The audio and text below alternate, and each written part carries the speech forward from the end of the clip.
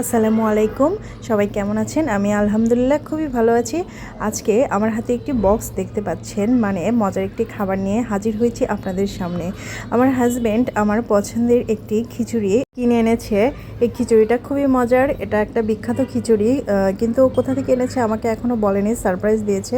যাই হোক, আমি খিচুড়িটা এখন গরম করে খাবো। আজকে আমার বাসায় রান্না হয়েছে মুরগির মাংস এবং গরুর মাংস, আর আমি এটা গরুর মাংস দিয়েই খাবো, কারণ এটা পোলার চালের খিচুড়ি। এটা খেতে খুবই মজা, আর এখানে মসুর ডালটা তারা ইউজ করেছে। এখন আমি এই খিচুড়িটা গরম করে খাবো। আর তরকারি সকালে রান্না করেছি। পোলাও চালের খিচুড়ি খেতে দারুণ লাগে, একটা অন্যরকম ঘ্রাণ বের হয় এই চাল দিয়ে। আর দেখেন, আমি সকালবেলায় যে মুরগির মাংসটা রান্না করেছি, এটা আলু দিয়ে কষিয়েছি। মুরগির মাংসটা এভাবে রান্না করলে আমার অনেক মজা লাগে, আর আমি প্রায় মুরগির মাংসটা রান্না করে থাকি। মুরগিটা আমি যেভাবে রান্না করেছি তা হলো একদম সাধারণ উপায়ে রান্না করেছি, আর এর মধ্যে 2টো রসুন ইউজ করেছি। আপনারা বাড়িতে যেভাবে মুরগির মাংসটা রান্না করেন, আমি আসলে ওভাবেই রান্না করেছি। সব মশলা কষিয়ে রান্নাটা করেছি, শুধু এখানে একটা জিনিসই অ্যাড করেছি, সেটা হচ্ছে রসুন। আমি মুরগির মাংসে কখনো রসুন দিয়ে খাইনি। অনেক ভিডিওর মধ্যেই দেখেছি হাঁসের মাংসের মধ্যে আস্ত রসুন দেওয়া, তো আজকে আমিও ট্রাই করে দেখলাম মুরগির মাংসের মধ্যে আস্ত রসুন দিলে এর টেস্ট কেমন হয়।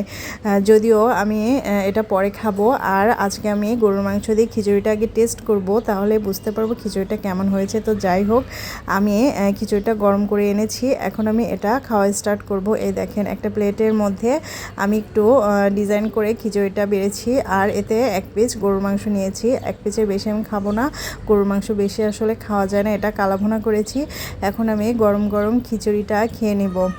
আসলে খিচুড়িটা সবাই পছন্দ করে, বিশেষ করে বৃষ্টির দিনে বা শীতের সকালে খিচুড়িটা বেশি মজা লাগে। আজকে সারাদিনই বৃষ্টি হয়েছে, হঠাৎ দেখি বৃষ্টি শুরু হয়েছে, বুঝতে পারি না এখনও বৃষ্টি হচ্ছেই। এই বৃষ্টি যে এখনও কতদিন হবে এটা আসলে বোঝা যাচ্ছে না। যাই হোক, গরম পড়েছে প্রচুর। আমিও এভাবে খিচুড়িটা রান্না করতে পারি পোলাও চালের। এর আগের একটি ভিডিওতে আপনাদেরকে আমি দেখিয়েছিলাম পোলাও চাল দিয়ে কীভাবে খিচুড়ি রান্না করতে হয়। আপনারা চাইলে সেভাবেও রান্না করে হোটেলের বা রেস্টুরেন্টের স্বাদ উপভোগ করতে পারেন। তো আমি আজকে বাইরেরটাই খেয়ে নিচ্ছি। আমার কাছে কিন্তু খুব ভালো লাগছে। আসলে পোলাও চাল দিয়ে খিচুড়ি হোক, পোলাও হোক, যেটাই রান্না করে থাকেন না কেন সেটাই মজা লাগে। আর আপনারা চাইলে এই খিচুড়িটা নরম করেও রান্না করে খেতে পারেন। আমি যেটা খাচ্ছি সেটা একটু ঝরঝরে করে রান্না করা, খুব মজা লাগছে। আপনারা চাইলে এতে একটু ঘি মেখে খেতে পারেন। আমি সাধারণত খিচুড়ি, পোলাও বা মাংসের সঙ্গে একটু সালাদ খেয়ে থাকি।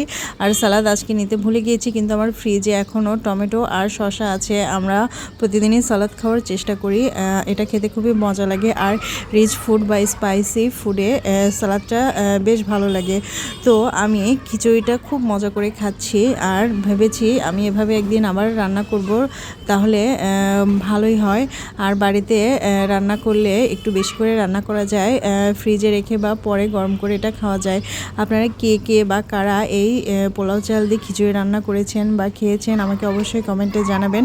আপনাদের এই খিচুড়িটা খেতে কেমন লাগে অবশ্যই জানাবেন। আর ঢাকার অনেক বিখ্যাত রেস্টুরেন্ট আছে, এখানে অনেক ভালো মজার খাবার পাওয়া যায়। বিশেষ করে পুরান ঢাকার ওই সাইডটাতে খুব ভালো খিচুড়ি বা তেহারি বা কাচ্চি বিরিয়ানি পাওয়া যায়। আমার তো কাচ্চি বিরিয়ানি অনেক পছন্দ। আমি ভেবেছি একদিন সুলতান ডাইনে গিয়ে কাচ্চি খেয়ে আসবো।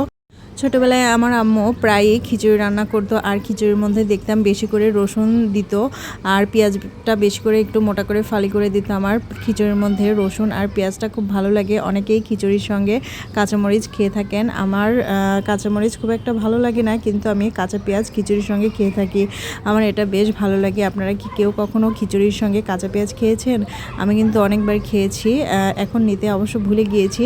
আপনারা কে খিচুড়ির সঙ্গে কাঁচা পেঁয়াজ খান, কাঁচামরিচ খান অথবা সালাদ খান, আমাকে অবশ্যই বলবেন, বা আপনাদের এটা খেতে কেমন লাগে।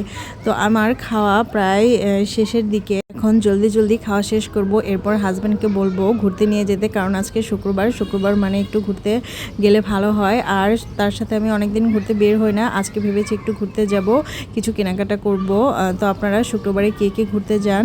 আমি তো খুব একটা সময় পাই না, বা আমার হাজব্যান্ডও খুব একটা সময় পায় না। আপনারা কি আদৌ শুক্রবারে মার্কেটে যান বা ঘুরতে যান? আমাকে জানাবেন। আমার কিন্তু ঘুরতে বেশ ভালোই লাগে। আপনারা কে কোথায় থেকে আমার ভিডিও দেখছেন অবশ্যই জানাবেন। আল্লাহ হাফেজ।